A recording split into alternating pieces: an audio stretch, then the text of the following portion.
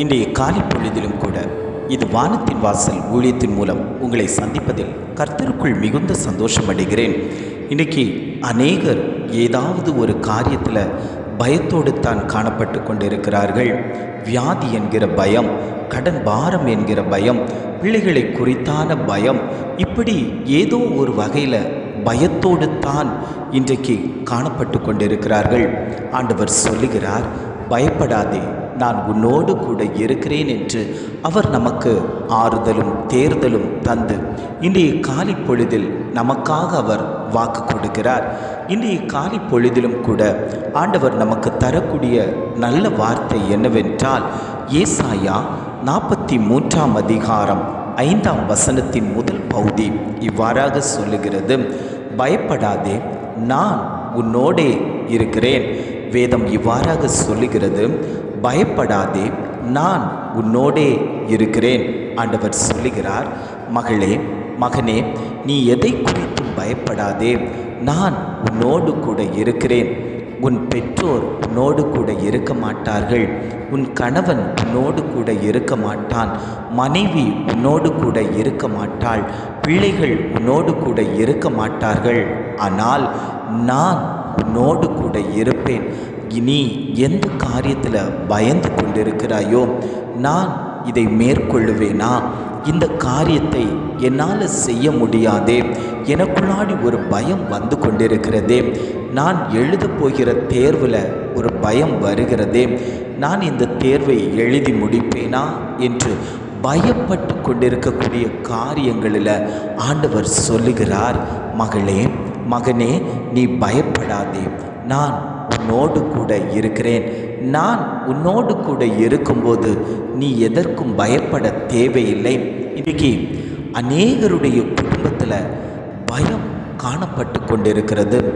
சத்ருவாகிய பிசாசு பயத்தை கொண்டு வந்து போட்டு ஜனங்களை பயமுறுத்தி கொண்டிருக்கிறான்.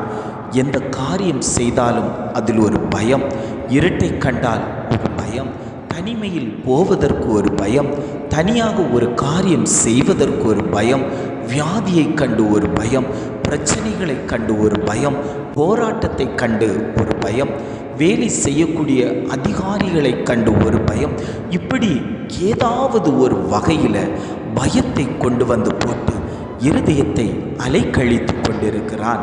ஆண்டவர் சொல்லுகிறார், பயப்படாத, நீ யாரையும் கண்டு பயப்படாத.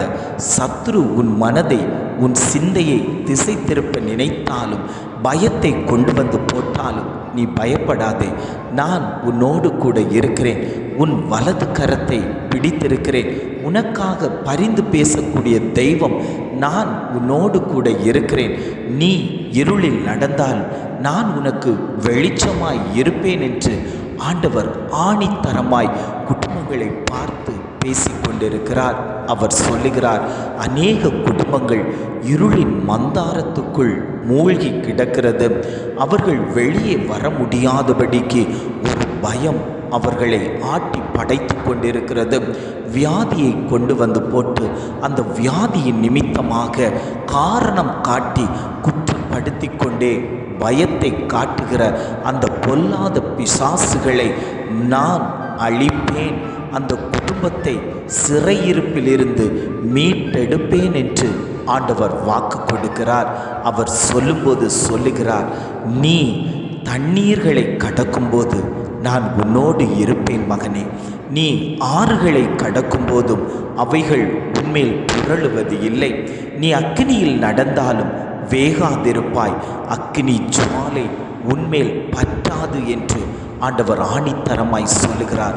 எப்பேற்பட்ட பிரச்சனைகள் உனக்கு எதிராக மோதி அடித்து பயமுறுத்தி கொண்டிருந்தாலும் அந்த பிரச்சனையிலும் நான் கூட நிற்பேன். நீ அக்னியில் நடந்தால் கூட வேகாதிருப்பாய்.